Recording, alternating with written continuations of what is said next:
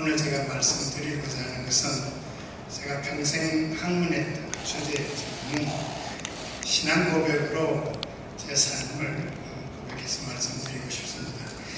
우리 생명과학의 역사가 3000년이나 되는 이야기를 제가 이거 한 시간 안에 압축해서 이야기를 해야 하는 문제이기 때문에 사실은 좀 걱정도 되고 제가 하고 싶은 말 너무 많지만은 그냥 시간 안에 노력해서 맞춰보도록 하겠습니다. 제 나이가 이제 36년생이니까 이제 90대 올해죠. 그래서 인생의 마지막 순간을 헤아리면서 우리 목사님 말씀대로 하늘나라에서 비자를 보내주시면은 제가 기쁘게 비자 가지고 출발하려고 합니다. 여기 계신 분들 다 비슷한 사정이시겠지만은 아무튼 그래서 그런 나이 속에서 제가 연륜 속에서 살았던 신앙적인 제 고백입니다.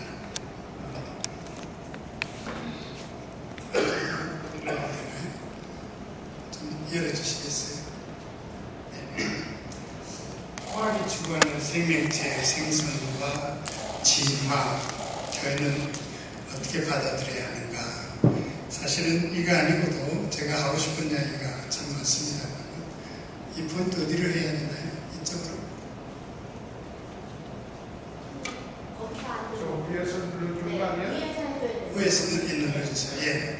이건 제주도죠. 제가 사실은 90년대 중반에 서울대 자연대 학장을 할 때 문화재청에서 저를 불러가지고 문화재연구를 하라고 해서 한 20년 가까이 문화재연구로서 여러 가지 일을 해서 제 젊은 시절을 여기 많이 보내면서 가장 자랑스럽게 생각하는 것은 제주도를 세계유산으로 자연유산으로 등재한 겁니다. 근데 우리나라에서 세계유산이 많지만은 자연유산은 이게 처음이었고, 그리고 세계유산이라는 게 어떤 의미인가 사람들이 잘 몰랐는데 제주도 세계유산이 되면서 관광객들이 막 모여들기 시작했죠. 그래서 제주도가 오늘 저렇게 그냥 관광객이 모이는 이런 일종의 터닝 포인트를 이루었기 때문에 제가 자랑스럽게 생각합니다. 이 이야기는 하려면 또 수없는 시간이 필요한데 다음에 불러주시면 제가 이 재밌는 이야기 하죠. 사실 우리가 문화재라는 말 많이 쓰죠. 그런데 국가유산, 특히 요즘 K-팝을 가지고 젊은이들이 가는데 그건 근대문화유산이고 전통적인 국가유산을 많이 가진 나라라는 것은 세계가 존경하는 역사와 문화가 있는 나라인데 그걸 우리는 몰랐어요. 우리도 100만 년 이상 역사가 있잖아. 유럽은 이걸 굉장히 자랑스럽게 생각하는데 왜 제가 이 현장 하면서 여기에 대한 막 바람을 수없이 넣어서 지금은 우리가 상위국에 들어있습니다. 그리고 중국이 이걸 다 늦게 알고는 우리 땅덩어리가 유럽보다도 큰데 그런데 우리가 이 유산, 자연유산이나 문화유산을 얼마든지 많이 가졌다. 지금 세계에서 제1등 가까이 지금 접근하고 있어요. 나라가 온 정성을 다 기울여서. 그래서 이 그림을 보였습니다만은 젊은 날 저는요, 교회 열심히 다니고 청년시대 때부터 학생회장으로 하면서 그랬는데 제가 대학을 가려고 할 때 그런 거하고 관계없는 가장 인기 있고 패셔너블한 그런 대학을 가려고 시험을 쳤어요. 근데 우리 고등학교, 제 부산고등학교 출신인데 53년도에 부산고등학교 출신이 서울대학교 톱을 했거든요. 그러니까 제 1년 후배니까 우리는 적어도 톱 아니면 단과대학은 톱을 합니다. 그래서 제가 공과대학을 가겠다. 그때 제일 인기가 있는데 공대화공과고 물리과대학 정치학을 했어요. 예. 아, 잘 안 들립니까? 예, 좋습니다. 미안합니다. 그래요? 이 정도면 됐으니까. 예, 크게 그런 이야기하죠. 그래서 시험을 쳤는데 저도 고등학교에서는 좀 공부 좀 한다고 소문이 나 있었으니까 공대 톱은 해야 하는데 떨어진다는 걸 생각도 못했어요. 근데 제가 다 떨어졌더라고요. 얼마나 창피한지요. 그래서 집에 들어가서 1년 동안 두문불출하면서 매일 새벽기도 저녁에 늦게 가서 저녁기도, 철야기도, 새벽기도 하면서 매달려서 내가 왜 그걸 공부하려고 했나, 내 인생이 뭔데, 그리고 내 신앙이 뭐냐, 그런 너무너무 갈등을 하면서 2년을 지났는데, 그 가을에 제가 새벽기도를 밤 철야기도를 하는데 하나님이 저를 불러주셔서 내가 이제 구원받았다 그런 경험을 했어요. 그래서 새벽까지 기도하고 나니까 저 혼자뿐이었어요. 날이 새서 밖에 나가니까 그냥 햇빛이 쫙 비치는데 온몸이 얼마나 하얘졌다. 이제는 죄 안 불망하고 깨끗한 몸이 됐다. 그래서 집에 식구들 불러놓고 제가 잘못한 거 다 얘기하고 목사님께 가서 그 신앙 고백을 말씀드렸더니 목사님이 그 간증을 한번 하라고 그랬는데, 그 1년 재수하는 동안의 그 시절에 제가 이 학문을 뭘 해야 하느냐, 그때 제가 또 들어온 것이 과학과 종교, 진화 이야기를 좀 제가 그 피난 시절에 혹시 아시는 분 계시는지 모르지만 이현호 목사님이라는 분이 오셔서 그분이 일본의 가가와 도요이코와 같은 그런 삶을 살려고 애쓰는 그런 분이었는데, 이분이 그 일본의 가가와 도요이코 선생이 진화론을 공부하려고 미국 가서 공부했다 하는 이야기를 하면서 당신도 그렇게 가서 공부하겠다고 하는 이야기를 들었어요. 사실은 학교에서 그 생물학을 공부하면서 생물이 진화적으로 이렇게 발전했다는 것을 공부를 열심히 했는데 그게 진리라고 듣고 있고, 교회에서는 하나님이 생물을 창조하셨다고 하는데 그럼 둘 중에 하나가 틀렸잖아요. 그죠?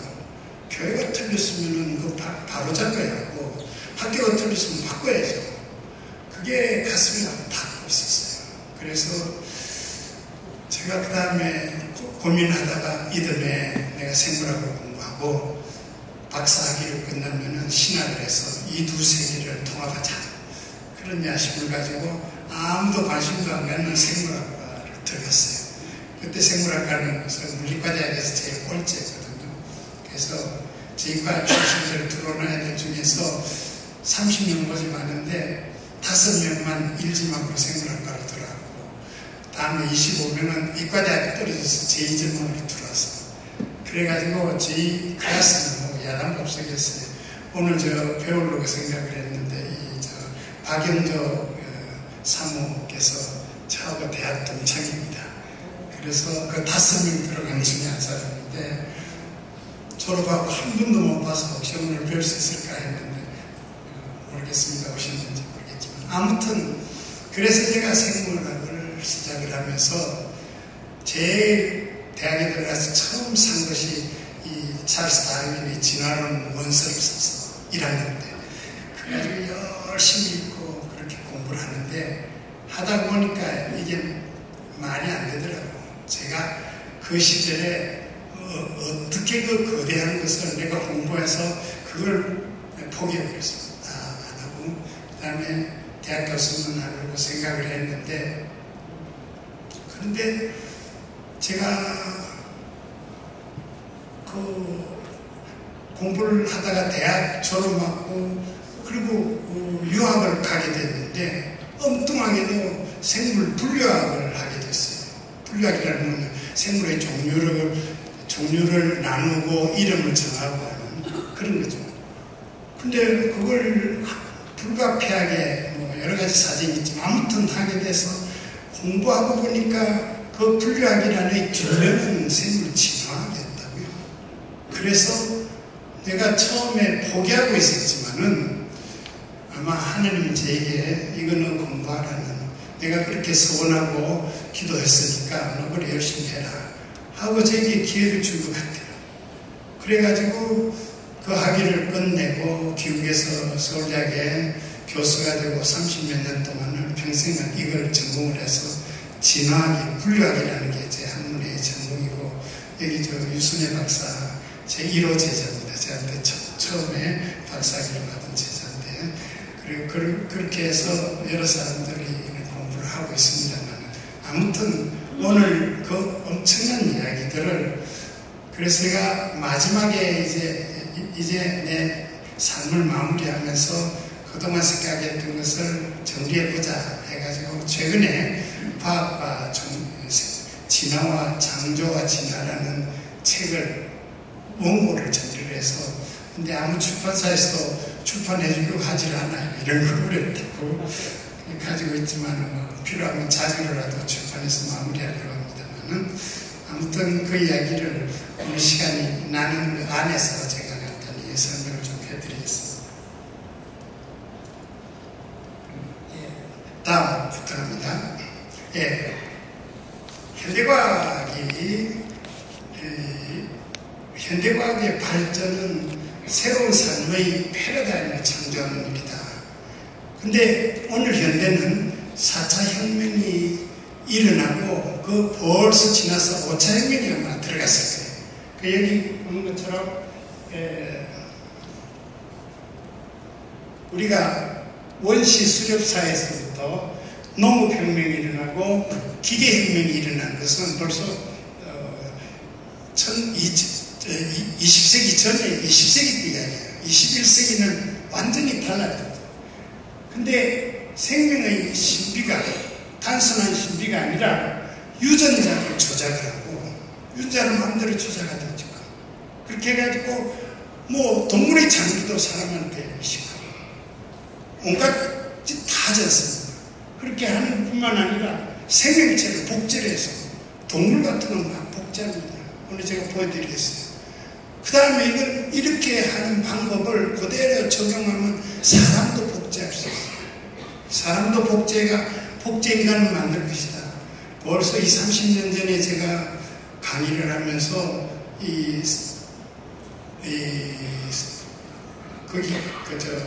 대학에, 여자대학입니다. 어느 대학에 제가 말씀 안 드리겠습니다만, 과학과 종교 특강을 해달라고 해서 제가 이야기를 했습니다. 이제 앞으로 우리 교과서에 이미 동물 복제가 막 교과서에 실려 있는데, 개구리를 복제해가지고 꼭 같은 개구리를 몇십 마리를 쫙 교과서에 나오고 있는데, 사람도 이제 복제할 수 있을 거다. 그 만약에 사람을 복제하면 복제 인간의 영혼이 있겠느냐 없겠느냐 한번 대답해 보십시오. 학생들은 아무 대답 못하죠. 그 다음에 거기 수녀님들, 그 다음에 이 목사, 신부님들, 학교 교목들이 있으니까 그런 분들 쭉 다 앉아있는 데서 어디 한번 대답해 보시오. 아무도 대답 못하더라고요. 저에게 한번 물어보십시오. 뭐 묻더라고요. 여기 계신 목사님도 어떻게 생각하세요? 사람이 복제인간을 이제 곧 만들 수 있어요. 똑같은 복제인간을 만들었다면 그 복제인간에도 하느님 주시는 영혼이 있을까? 어떻게 생각하세요? 있었으면 안 될 것 같죠? 생물학적으로는 안 그래요. 있을 거예요. 그 복제인간이 왜 어떻게가 그렇게 될 것인가? 물론 모릅니다. 그러나 제가 생물학자로서 생명 문제를 다룰 때 이거는 자연 발생적으로 만들어질 것이다. 그 이야기를 제가 좀 더 해드리겠습니다. 다음부터. 그래서 사실은 한 가지 더 이야기를 끝내고 하죠. 이런 비과학적인 현대사회를 보면서 제가 명예교수가 되고 난 뒤에 서울대학교 명예교수들이 지금 1000명이 넘습니다. 명예교수만. 근데 우리가 이거 교육을 잘 못한 거 아닌가 하는 자성을 했어요. 그래서 내가 명예교수 협의회를 주관하고 있을 때 우리 교수들을 한 20여 명 각 분야 모여서 1년 반, 2년 가까이를 세미나를 하면서 우리가 뭘 잘못했는가, 한국 사회를 이렇게 만드는 것은 적어도 대한민국을 리드하던 서울대학교 교수들의 책임이 있지 않느냐.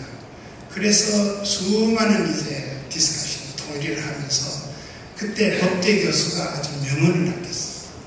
대한민국을 움직이고 있는 핵심 멤버들은 거의 전부가 서울법대 출신이다. 근데 얘들한테 율법전서만 이야기하는 것이 아니라 윤리, 인성교육을 시켰으면 한국 나라가 이렇게 안 됐을 거 아니냐. 우리 참 잘못했다. 그래서 이걸 학생들한테 지금이라도 늦지 않으니까 인성교육을 좀 시켜보자.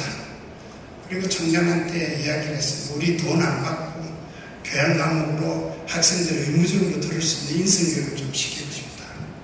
그랬더니 정년한 교수들이 학교에서 걱정거리는 거 별로 안 좋아해요. 응답을 안 해줘요. 지금도 아직 못하고 있습니다. 그런 과정에 국가가 인성교육법이라는 걸 만들었어요. 서울대 교육학과 교수가 그게 주도했는데 그 친구하고 서울대 문교부의 교육부의 상관하고 불러가지고 그 배경도 제가 이야기를 들어봤는데 그런 사명감 같은 거를 느끼고 있어서 사실은 생명 문제라는 것은 지금 우리가 추구하고 있는 과학이라는 것이 왜 이런 식으로 변해가는가 이것도 알아야 할 거예요. 그 역사도 아마 제가 말씀을 좀 드려야 할 것 같습니다. 그럼 기독교가 창세기에 기록되어 있는 창조 이야기, 하나님이 우주와 생물을 창조하신 그 이야기는 뭐냐? 저는 신학을 안 했기 때문에 제가 전공으로 깊이는 할 수 없고 여러 가지 문을 가지고 뒤져보면서 창세기 본문을 보니까 1장과 2절이 창조 이야기지 않습니까?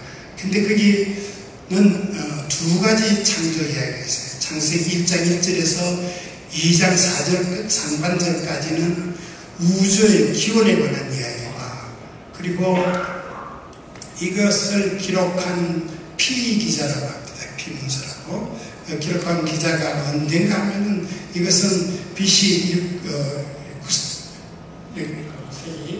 5세기 바빌론 포로 시절에 기록을 했었다.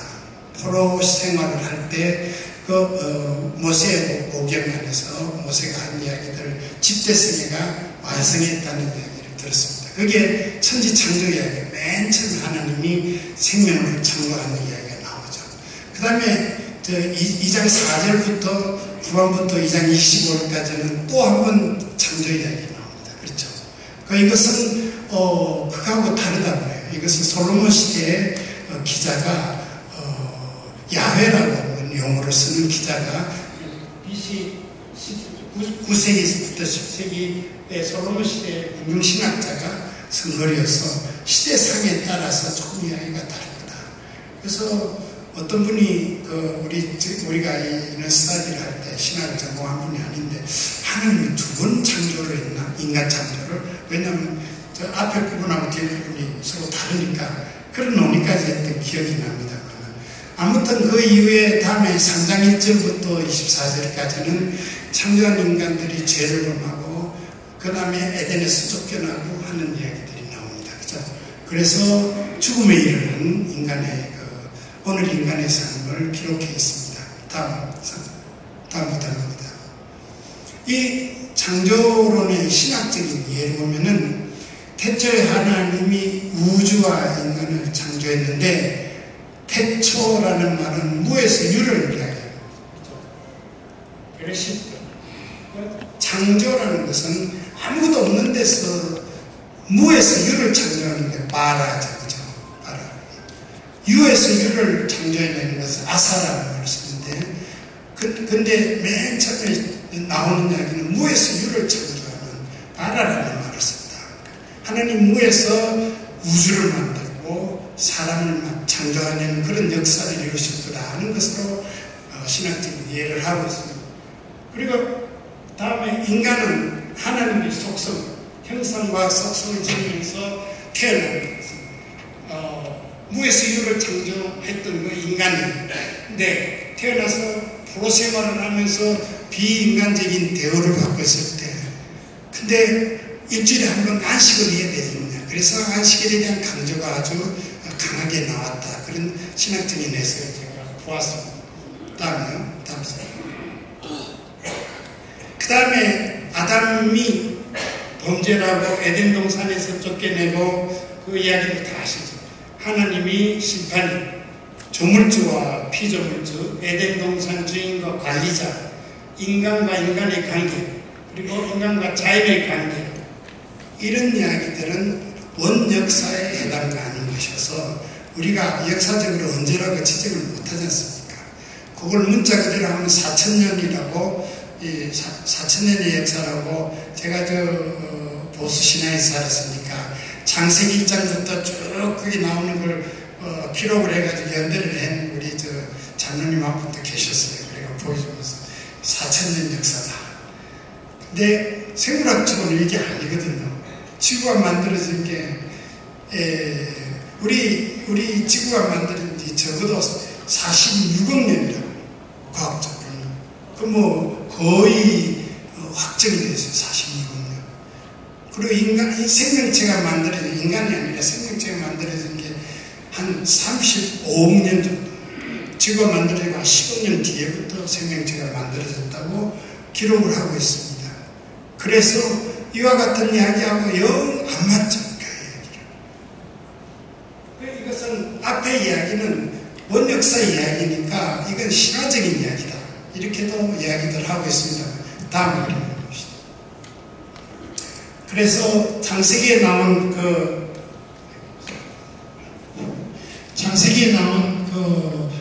이래 동안에 창조 역사를 보면 맨 처음에 빛, 어둠이 나오죠.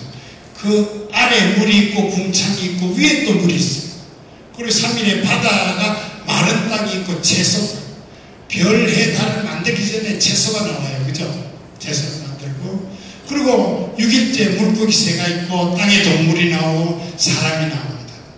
그러니까 자기가 가는 사람 입장으로 볼 때 해도 태양도 없고, 그런데 어떻게 채소가 만들어지느냐. 광합성을 해야 하는데 원리 안 맞죠. 그러니까 자기가 가는 사람들이 성경의 이야기를 이걸 그냥 받기가 어렵죠. 그래서 이런 갈등이 생기는 겁니다. 또 우리 자기가 가는 사람 중에서 아주 보수 신앙적인 사람들이 이 창조론이라는 학회를 하나 만들었어요. 그 저보고 특강을 하라고 해서 그 만들 때 처음에 가서 특강을 하고 보니까 이분들은 과학을 완전히 배제하는 거예요. 과학이 아니고, 그러니까 과학은 사입이다. 그것은. 그래서 제가 이야기하다가 두 번 다시 그 집회는 참여하지 못했습니다만, 다음 보십시다. 다음. 근데 이걸 역사적으로 보면은 바빌론 메소포타미아 시대의 무중하는 에누마 에미시라는 그때 그 위라는 건데, 천지 창조전의 신들의 싸움을 그림으로 이렇게 그려놓고 있습니다.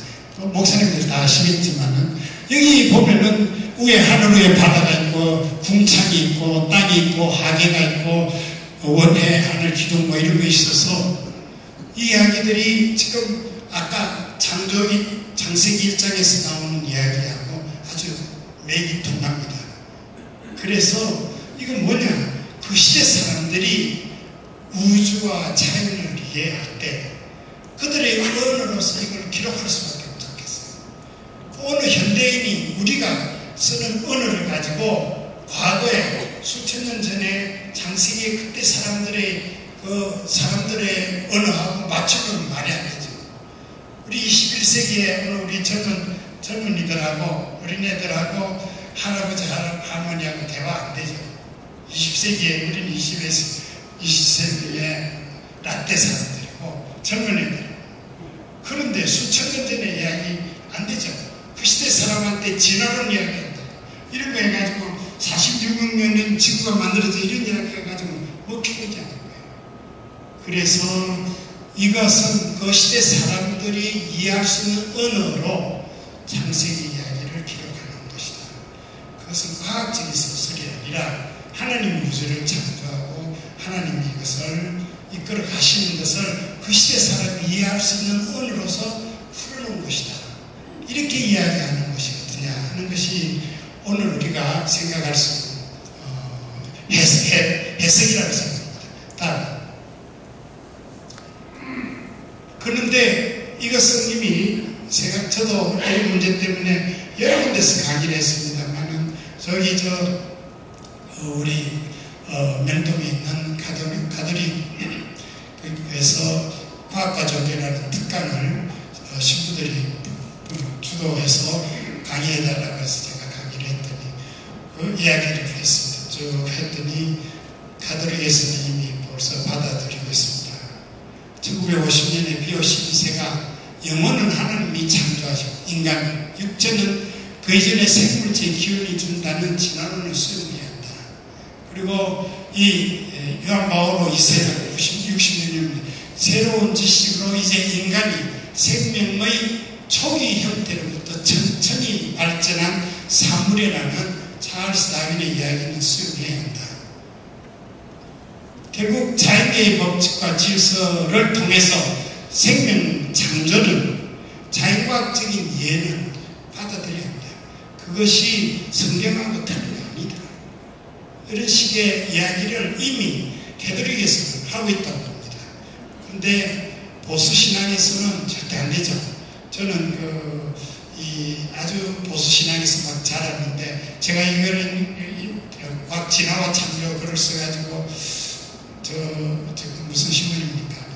우리 기독교 신문 있죠. 국민일보에서 한번 저보고 원고를 보내달라고 해서 써서 보냈더니 죄송하지만 이거는 실을 수 없습니다 해서 대자를 맞은 기억이 있습니다. 자, 넘기시죠. 그래서 이제부터 한 3000년에 걸쳐서 생물학이 왜 어떻게 해서 이렇게까지 발전해 왔나 하는 이야기를 제가 압축해서 말씀드리겠습니다. 조금 학문적인 거니까 어려운 부분이 있지만은 그냥 받으시면 되겠습니다. 우리 생물학이 학문으로 시작한 것은 아리스토텔레스, 그러니까 히랍시대 아리스토텔레스는 3000년이 넘었죠. 그죠? 이분이 생명체를 어떻게 정리했나? 형상과 진료, 생기 세 가지로 구분했습니다. 형상이라는 건 생김새입니다. 그죠? 생김새. 모양이 어떻게 생겼나. 진료라는 것은 그 생김새를 이루는 재료예요. 그리고 이 두 가지만 가지고 있으면 물질이 되고 사물이 되는 것이죠. 물, 이거 전부 다 그런 거죠. 이거 컵이나 이거 전부 다 어떤 물질이 형상을 하나 이룬 겁니다. 그죠? 그렇게 해서 형상과 물질만 가지고는 모든 사물이 공기도 되고 흙도 되고 온갖 다 그렇게 만들어질 수 있지만 생명체는 거기에 또 하나가 더 있어요. 생기가 있어요. 소울이나 스피릿, 부시게, 애니멀이라고 하는. 그래서 이와 같은 생각을 가지고 생물을 정해서 철학적인 이야기까지 포함되어 있죠. 이분이 과학자지만 그래가지고 이것을 우리가 바이탈리즘, 생기론적인 생명관이라고 합니다. 근데 여기서 말하는 생물의 종이라는 말은 우리가 생물의 종류라는 그 현대과학에서 쓰는 스피시스라는 영어는 여기 나오는 에이도스에서 나왔습니다. 그러니까 생물의 종은 저 위에서 나오는 형상이라는 말하고 같은 뜻이에요. 형상. 우리가 생물을 쭉 볼 때 요거하고 요거 어떻게 다른가 생김새를 보고 하잖아요. 요거는 개구리다, 요거는 뱀이다. 생김새 가지고 결정을 합니다. 그 생김새가 형상이고 그것은 라틴어로 말하면 스피시스라고 해서 우리가 생물의 종류라는 뜻으로 쓰는 말이 됩니다. 다음요. 근데 이와 같은 생각이 쭉 기독교의 창조론하고는 일맥상통해서 17세기, 8세기까지 생물학자들 안에서도 생물의 종류는 하나님이 창조한 대로 그대로까지 있는 거다. 이렇게 생각해요. 그래서 그런데 이와 같은 것이 16세기, 7세기 과학혁명이 일어나면서 생명체는 형상과 진료는 우리가 이해하는데 생김새하고 그 재료는 생기라는 것은 과학적으로 증명이 안 되잖아요. 눈으로 보이는 것도 아니고 과학이라는 것은 실질적으로 증명해야 하는데 그게 안 되니까 이건 좀 유보하자. 제쳐놓고 있잖아요. 그걸 빼고 이야기하면은 이건 기계론적인 생명관이라고 해서 생물을 물질 차원에서밖에 볼 수 없는 겁니다. 생기라는 거예요. 지금도 생기를 우리가 현대과학에서 생기를 아직 분석해낼 수 없어요. 영문이라는 거죠. 정신이나 이런 건 되지. 그래서 다음에 그래가지고 이런 배경에서 진화론이라는 게 나왔습니다. 진화론은 프랑스 전문학자들 사이에서 아니 생물의 종류가 왜 누구는 이거는 닮았고 이건 안 닮았느냐. 우리 부모들 같은 부모 밑에서 태어난 자녀하고 다른 부모 태어난 자녀는 좀 다르죠. 왜 그런가? 그건 공동의 조상에서부터 태어났기 때문에. 그래가지고 조상이 같으면은 같은 데서 갈라져 나와가지고 유사한 종류가 나오고 이런 생각을 하게 됐습니다. 라마르크라는 사람이. 근데 왜 그러면 그 달라지는가? 자꾸 활동해가 쓰면은 이게 근육이 발달하면 다음 자손들은 발달한 근육을 가지고 기린이 왜 자꾸 목이 길어졌느냐? 높은 데 있는 걸 먹고 싶으니까 자꾸 나니까 점점 길어져서 목 긴 기린이 된다. 이런 식으로 설명을 해나갔습니다. 다음에 근데 그 이후에 한 50년 후에 찰스 다윈이라는 사람이 나와가지고 이 사람은 독실한 크리스천이 있었죠. 근데 이 사람이 나와가지고 생물은 자연적으로 선택돼가지고 오늘 진화가 이렇게 왔다 하는 이야기를 점차적으로 이렇게 가르쳐. 생물의 종류가 많은데 그것들이 이곳저곳에 흩어져서 사는 동안에 조금씩 변하는데 여기서 변한 거하고 저기서 변한 거는 모양이 다르지 않느냐. 그래 점점 달라져서 나중에 보니까 생김새가 이거하고 너무 다르다. 왜 다른 종류가 됐다. 이런 식으로 진화론을 설명을 했습니다. 이걸 점진진화라고 해요. 근데 그 70년대 와가지고는 아니야 점진적으로 변하는 갑자기 변할 수도 있다 하는 이야기들을 했습니다. 다음에 이를테면은 이 나방이 점점 왼쪽 그림은 점점 변하는 겁니다. 이 흩어져가 있는 많은 집단들이 생활하면서 환경 속에 조금씩 변해가서 오랜 세월이 지나니까 저렇게 달라졌어요. 제일 위에 보세요. 저 위에 보면은 이거는 저 빨갛고 이쪽은 희고 전혀 다르죠. 저는 뭐 결국은 다른 쪽이지 않느냐. 근데 훌드라는 사람이 이야기한 것은 이 가다가 한번 돌연변이로 훅 변하면은 갑자기 또 변할 수 있다. 그렇게 해서 달라져서 다른 종들이 나온다. 생물은 이런 식으로 다양하게 변해간다는 얘기를 하겠습니다. 근데 다윈이 이런 이야기를 하니까 얼마나 그때 존경해서 욕을 얻어먹었는죠. 네가 여기 사람이 진화했다. 네 조상은 원숭이냐? 네 조상 어느 원숭이냐? 그렇게 캐치를 올린 게 있습니다. 다윈도 고민 많이 했습니다만 그래서 이 문제가 그렇게 해서 이 다윈이 18세기 때 아주 혁명을 일으켰어요. 세계를 유럽 세계를 바깥 뒤집어 놓았어.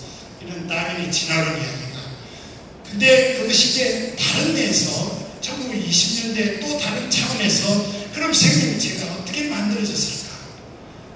생물이 만드는 거 유기물이라고 그러죠. 우리가 만드는 뭡니까? 소변도 그러고 우리가 만든 단백질이나 지방 이건 생물이 만들어내는 거죠.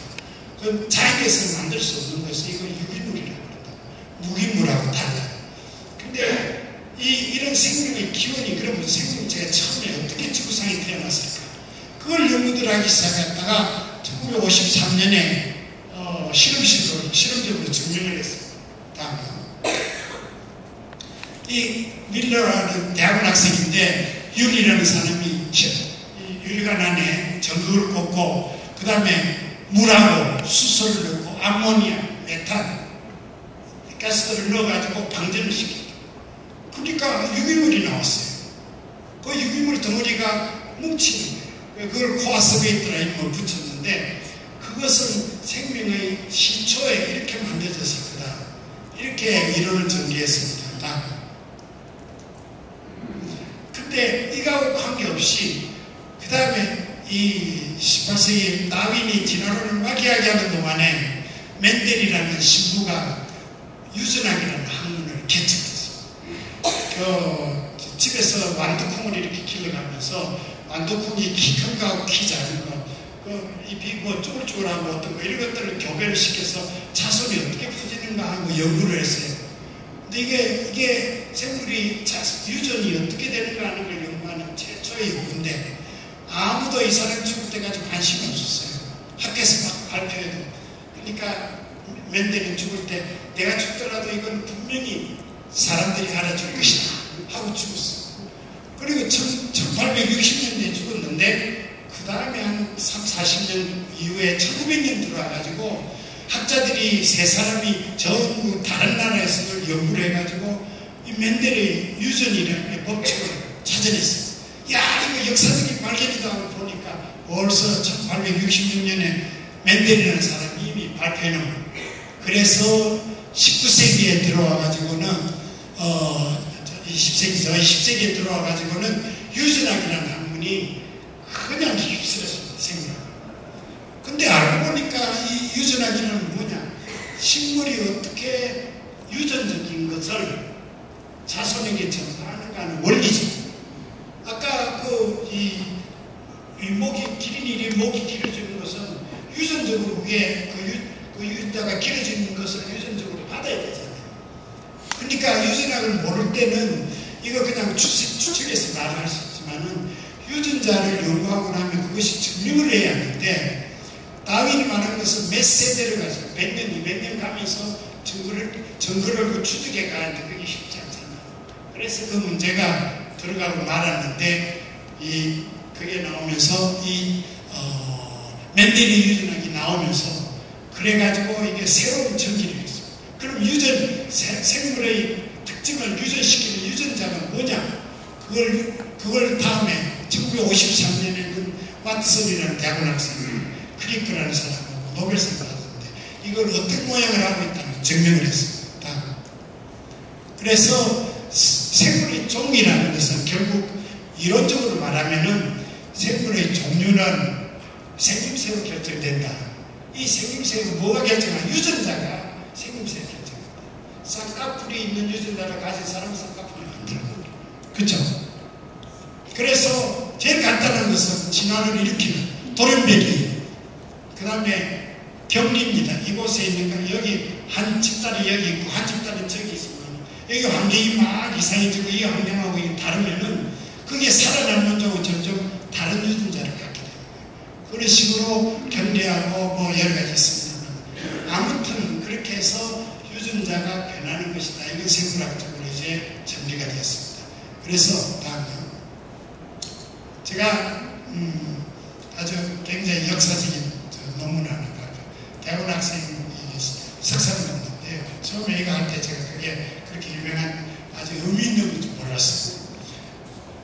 우리나라에서 나는 위까지 분홍풀이라는 아주 예쁜 바다에서 나는 해초가 전공이거든요. 예쁘게 생겼어요. 굉장히. 근데 이것은 다음에요.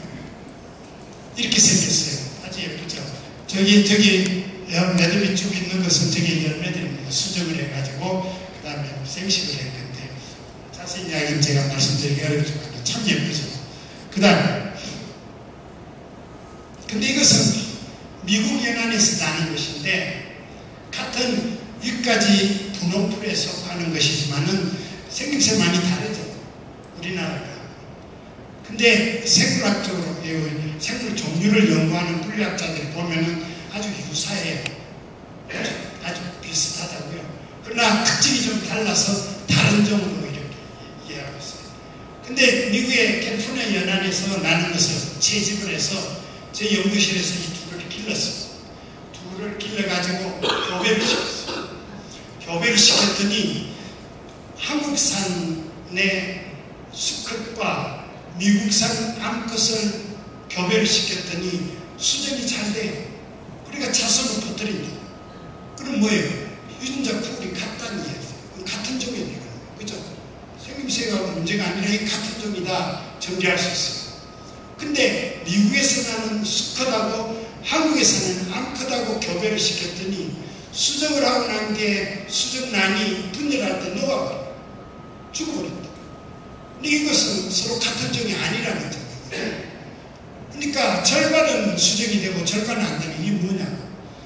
원래는 이 종류가 북알라스카 저 북극에서 사는데 이 집단들이 막 이 해류를 타고 내려오다가 한 집단은 미국 쪽으로 캘리포니아 있는 쪽으로 가고 또 다른 집단은 우리 극동으로 와서 일본, 한국 이렇게 살았다고. 그렇게 오면서 오랜 세월 동안 지나면서 유전자들이 막 이제화되기 시작을 해서 그 유전자 풀이 서로 달라지기 시작을 했는데 교배를 해가지고 완전히 갈라지는 것도 아니고 교배를 했을 때 또 하나의 종으로 묶어지는 거 아니고 중간 단계입니다. 진화해가는 과정입니다. 그래서 이걸 제가 뉴파운드랜드는 캐나다의 학교에서 발표를 했더니 와 이거는 생물 진화를 증명하는 몇 년 동안 내려오면서 진화의 과정을 증명하는 중간 단계니까 대단한 거 했다고 막 기립박수를 해줬어요. 저는 그때 이것이 그렇게 의미 있는 줄 몰랐는데 생물은 이런 식으로 진화해가면서 새로운 종을 만들어간다는 것을 증명하는 것이 됩니다. 다음 아까 그 이야기는 맨 밑에 이 그림입니다. 여기 이쪽에 맨 밑에 이것은 수정이 제대로 된 것이고 이쪽은 수정됐다가 녹아버리는 겁니다. 녹아버리는 거예요. 이게 우회는 복잡하니까 제가 말씀 안 드리겠습니다만 다음 자 그러면은 사랑이 뭐냐? 사랑도 마찬가지로 정자와 알이 수정을 해서 수정란이 분열을 하죠. 이걸 배아라고 합니다. 그 다음에는 엠브리오. 배아세포가 분열해서 자라면서 분할해가지고 이렇게 사람을 만들어요. 근데 이 배아세포의 한 부분을, 어느 한 부분을 잘라가지고 다른 데를 붙이면은 이게 원래 문을 만드는 부분이면은 엉뚱한 데서 문이 분할해 나가는 거예요. 그 다음에 이게 다리를 만드는 부분이었다면 엉뚱한 데 다리가 나올 수 있어요. 그렇게 해서 이 배아는 분화할 때 아주 만능의 생물이에요. 그러니까 이 생물을 복제하려고 할 때 이 부분 가지고 복제할 수도 있어요. 그래서 이와 같은 복제, 이런 아주 그 신비한 말이죠. 신비한 일은, 그러니까 하나님이 생명을 창조하고 생물체가 활동하고 우주 만물 모두가, 저는 식물 전공하지만 식물도요 대화를 합니다. 식물도 이 감각이 있어요. 근데 그런 기능들을 어떻게 매번 하나님이 요거 가져라, 요거 가지고 이렇게 한가요? 생물이 창조할 때 영혼이 있다가 너 여기에 들어가라 이렇게 했을까요? 저는 그렇게 좀 했을 것 같지 않아요.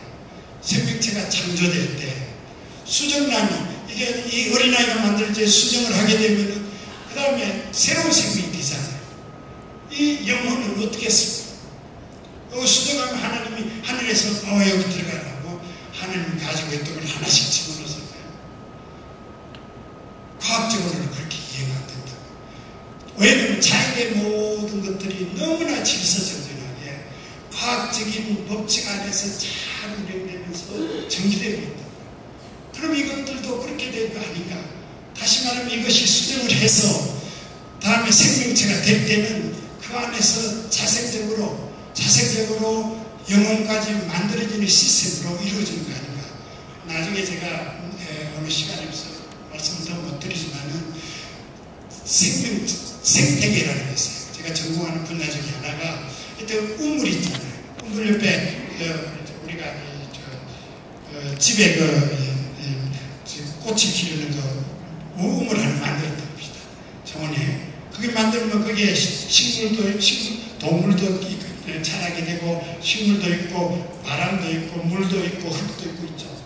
그러면 그 생태계가 안에서 활발하게 움직이면서 우리가 이 생태계가 살아있다 그런 말합니다. 살았습니다. 근데 그 안에 어떤 시스템이 망가지면은 그게 부서져버리고 나면 생태계가 죽었단 말이에요.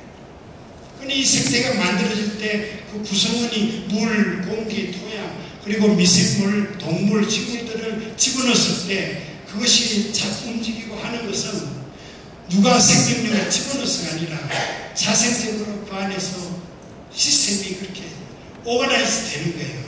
이런 식의 생각을 제가 할 수 있어서 아까 그 말씀을 드리거든요. 맨 처음 다음에 이게 이제 알과 수정하는 겁니다. 다음. 근데 아까 말한 그 유전자 유전자라는 게 염색체 속에 들어있는데 우리 몸에는 핵이 있고 핵 속에 이런 것들 유전자를 담고 있는 염색체라는 거예요. 이게 세포가 분열할 때 지금 가운데 파랗게 보이죠? 저게 염색체들이. 이 염색체 안에 유전자가 다 들어있어요. 이게 분열할 때 염색체가 나눠지면서 유전자들을 아주 규칙적으로 분열해가지고 나누게 되는 겁니다. 근데 그걸 아까 말한 왓슨 크리크라는 사람들이 이거 보니까 이중으로 된 나선 모양을 합니다. 그래서 그 가닥을 풀면은 이렇게 됩니다. 한쪽 가닥은 이렇고 이거하고 똑같은 가닥이 한쪽 두 가닥이 이렇게 짝을 이루면서 나선식으로 꼬여있고 우리가 유전자라고 말하는 것은 이 부분의 한 부분 저기 한 부분이 ATGC라고 했는데 이 한 부분이 그것이 이를테면 쌍꺼풀을 만드는 유전자 피부 색깔을 만드는 유전자 이런 식으로 저 부분이 유전자가 되어서 그것을 갖게 되면은 그런 특징을 나타냅니다. 다음에 이게 만들어지려고 할 때 그 두 개의 가닥이 풀리고 한쪽 가닥은 상대방 가닥하고 똑같은 걸 만들어요. 그렇죠? 이쪽 가닥을 만드니까 두 개가 만들어졌을 때는 원래 가닥하고 똑같아졌다. 근데 이게 가닥이 만들어가다가 어떻게다 실수해가지고 중간에 좀 이상하게 정확하게 딱 맞는 쪽이 안 들어갈 수도 있어요. 우리가 집에 이 지퍼 있잖아요. 지퍼 아래하고 위가 잘 맞으면 중간에 막 서둘러서 쭉 잠그면 가운데가 안 물리더라도 쑥 올라가잖아요. 그죠? 그렇게 해가지고 다른 유전자가 여기에 끼어 들어갈 수 있어요. 그러면 다음 번부터 만드는 것은 새로 만들어진 유전자에서 그 다음에 특징이 나타나는 거니까. 다음에. 그래서 이와 같은 것들을 가지고 아까 말한 배아세포를 이용해가지고 온갖 걸 만드는 거예요. 간세포도 만들고 신경세포도 만들고 혈액세포도 만들고 우리 골수세포에서 가지고 이런 거 만듭니다. 이미 우리는 과학은 이렇게 우리 몸을 가지고 이 생명체를 완전히 과학적으로 분석해가지고 그런 식으로 만드는 능력을 갖게 됐어요. 그러니까 생명체를 복제해서 만든다는 거죠. 그 다음에 그것뿐만 아니라 결손대가 잘못된 부분을 잘라내고 집어넣고 하는 것도 할 수 있어요. 이게 우리 건강을 위해서 이렇게 해주는 일은 중요하지만은 이것 가지고 엉뚱한 짓을 하게 되면은 아까 말한 하나님의 창조의 역사를 막 일그러뜨는 일이 일어날 수 있어요. 이제 손상된 부분을 복구시켜줘야 됩니다. 다음에 그래서 이미 과학자들이 이를테면 개구리 올챙이 있죠. 세포를 하나 끄집어내가지고 핵 속에 집어넣으면은 그 세포 가지고 있던 모습이 그대로 나타나는 겁니다. 이 둘이 똑같죠. 원래는 다른 것인데 이쪽 한쪽 집으니까 똑같은 게 될 수 있어요.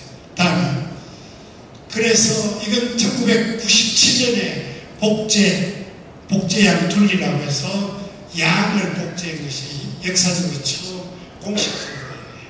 그래서 생명체를 만들어내는 것들이 시작이 완전한 생물을 올바르게 이렇게 똑같이 만들어내는 것이 이미 시작이 됩니다. 제가 아까 처음에 말씀드린 사람도 이제 이 방법을 기법을 이용하면 얼마든지 새로운 인간을 만들 수 있다는 거죠. 지금 왼쪽하고 오른쪽하고 왼쪽하고 모양이 다르죠. 근데 아무튼 오른쪽의 양의 유전자를 왼쪽에 세포에 집어넣어가지고 길러봤더니 오른쪽 모습이 되어버렸다고요. 그죠? 왼쪽 모습이 아니라. 다시 말하면 이 복제를 이미 얼마든지 할 수 있는 단계까지 이르는 겁니다. 그래서 이제 결론적으로 제가 말씀을 드리겠습니다. 생명공학의 발전은 인류를 행복하게 할 것인가? 과학과 종교는 이렇게 상반되는 것인가? 과학은 사물에 대한 인간의 지적인 이해입니다. 그러니까 우리가 과학은 학문적으로 볼 때는 거의 선입관을 배제하고 과학적인 현상에 대한 객관적인 사실을 증명해가지고 학문을 일으킵니다. 그 거기에는 무슨 기독교나 이런 무슨 불교나 이런 종교가 들어갈 수 없어요. 과학이니까. 종교는 신앙이죠. 이건 다른 겁니다. 제가 이래봬도 캔서를 암을 2번이나 앓았어요.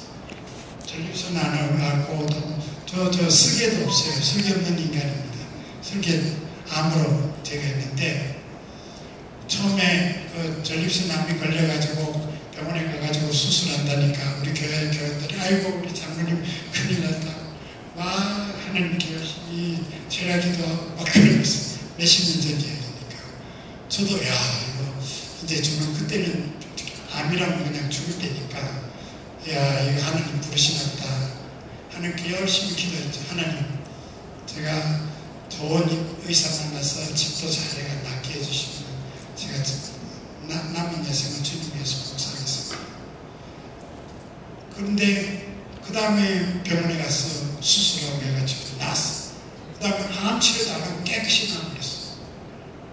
그러면은 이걸 과학적으로 이야기하면은 의사가 그 과학 과정에서 내가 어떻게 암에 걸렸고 그것을 제거할 때 수술을 어떻게 했고 그때 그 우리 몸속에 있는 내 몸에 있는 부분들이 어떻게 회복이 돼 나가는가 과학적으로 설명이 다 됩니다. 과학적인 사실을 증명하는 거죠. 그죠?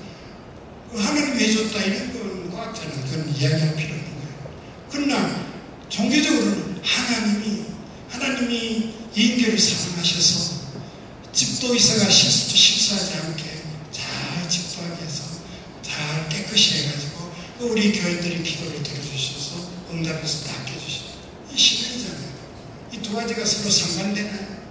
아니죠. 종교는 종교대로 신앙적인 건 신앙적인 거 하나님은 그렇게 해주시고 내가 과학자 입장에서 이것을 과학적으로는 이런 과정을 거쳐서 깨끗하게 된다. 이것이 과학과 종교가 서로 보완될 수 있는 그러므로 창조 이야기도 하나님이 창세기에서 그 시대 사람이 이해할 수 있는 언어로 그것을 기술하면서 하나님이 우주를 창조하고 절대자가 지금도 지혜하고 너 영혼들을 관장하고 있다는 것을 이야기하는 것입니다. 자기가 아리스토텔레스로부터 시작된 3000년의 역사 속에서 현대생물학이 발전하면서 그것은 이런 하나님이 가지고 있는 질서와 법칙 안에서 이것이 이런 식으로 발전해 온 것을 우리가 알아내는 거죠. 지금도 알아내는 거죠. 다음에 어디까지 알아낼지 전혀 알 수 없습니다.